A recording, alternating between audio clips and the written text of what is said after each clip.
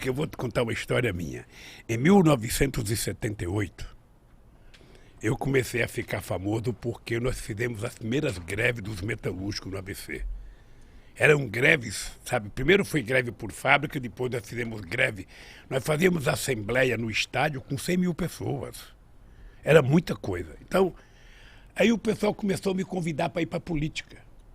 E eu dizia assim, eu achava que eu era inteligente, eu dizia assim, eu não gosto de política e não gosto de quem gosta de política.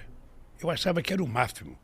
A imprensa batia palma, eu saía na primeira página dos jornais, finalmente surgiu um operário que não gosta de política, ele não quer o poder, ele só quer melhorar um pouquinho o salário dele e tal.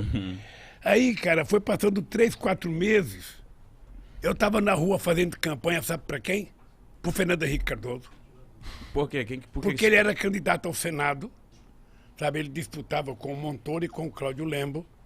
E ele tinha votado do exílio, era uma figura interessante, porque era mais jovem, porque era um cara mais à esquerda, sabe? Mais à esquerda, mas depois ficou mais à direita e tal.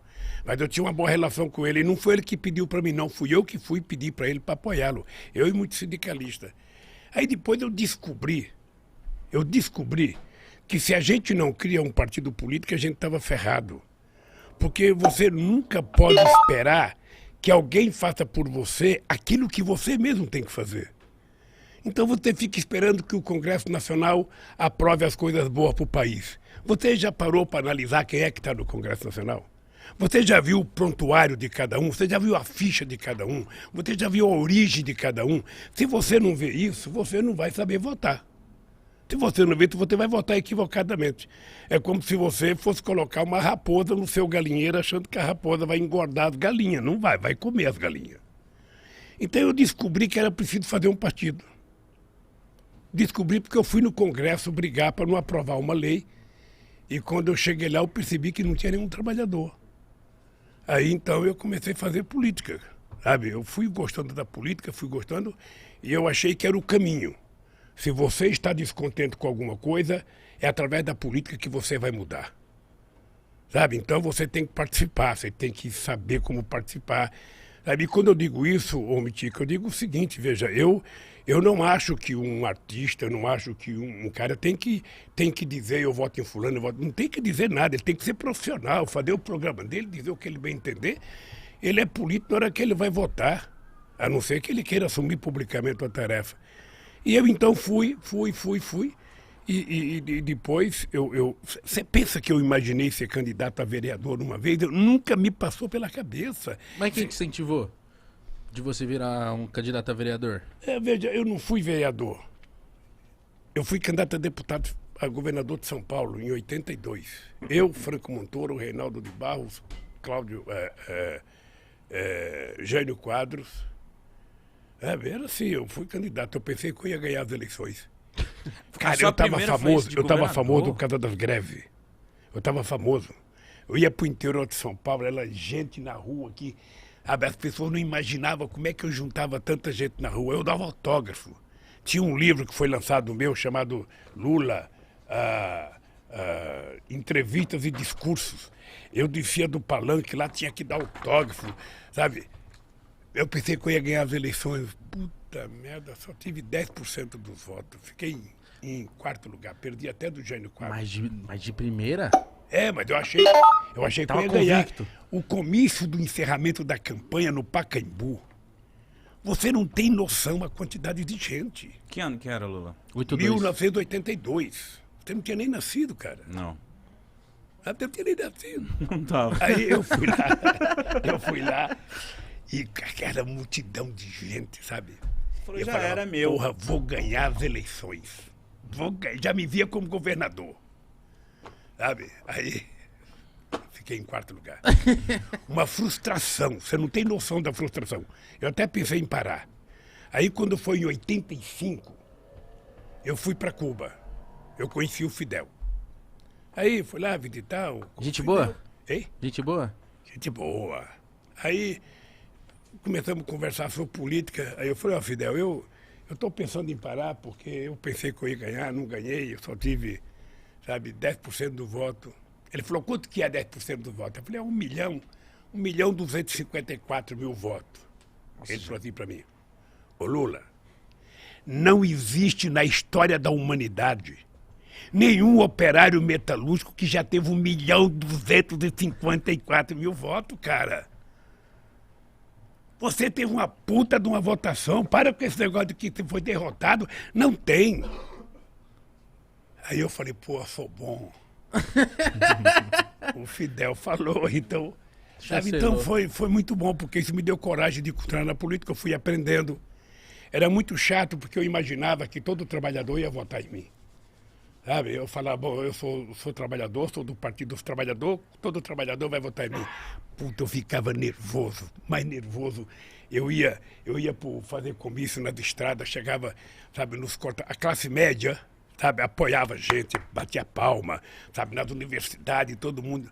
Mas quando eu passava nos caras que estavam colhendo algodão, cortando cana, aí eu ia fazer passeata aqui em São Paulo, no centro de São Paulo.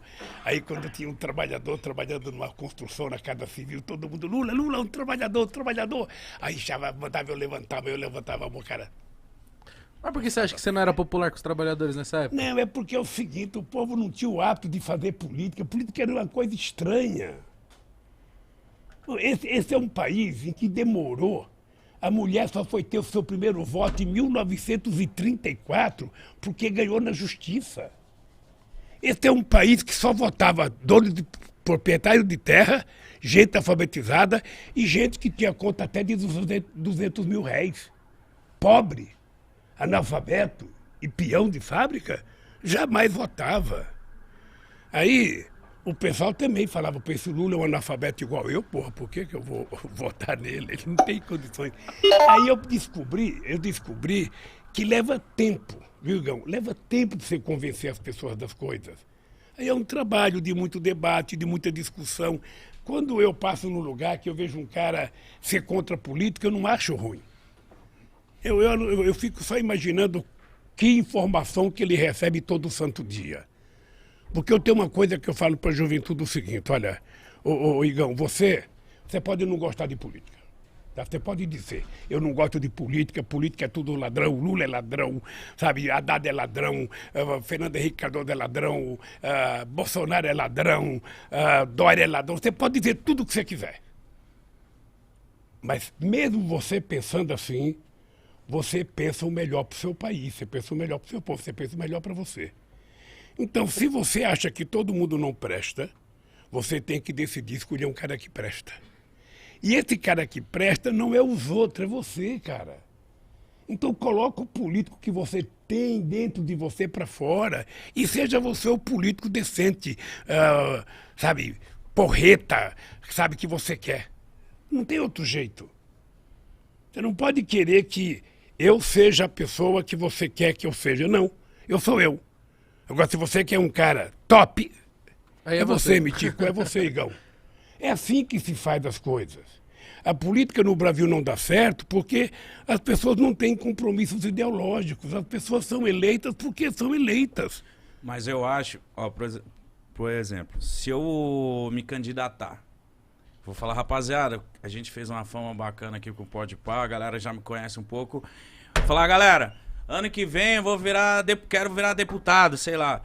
A galera já vai me olhar com outro olhar, sabia, Lula? Vai falar assim, ih, mano, então ele criou o Podpah só pra ganhar voto, esse filho da puta. Já vai me olhar com outro olhar, esse cara entendeu? que pensa assim, é verdade, ele vai pensar assim. E é normal que ele pense assim. Porque a vida inteira na política se tirou proveito da inocência do povo. Sim. Eu morava na vila, quando eu fui morar no Parque Bristo, chegava em época da eleição e morava numa... Se você for na ribanceira que eu morava, você nem sai hoje se chover. Eu morava numa ribanceira que quando eu saía para trabalhar, eu colocava galocha. Você não sabe o que é galocha? Galocha é uma bota de borracha.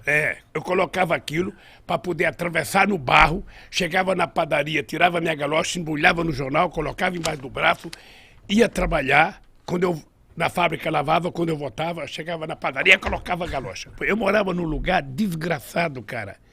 Quando chegava na época da eleição, aí aparecia lá, os caras colocavam poste na rua, sabe? Jogando poste, ia jogando guia, ia jogando sarjeta, vai melhorar a rua. Aí o povo votava naquele palhaço lá. Aí quando passavam as eleições, passava um caminhão recolhendo as guias, recolhendo os potes. Então o povo está acostumado a isso. Então é normal.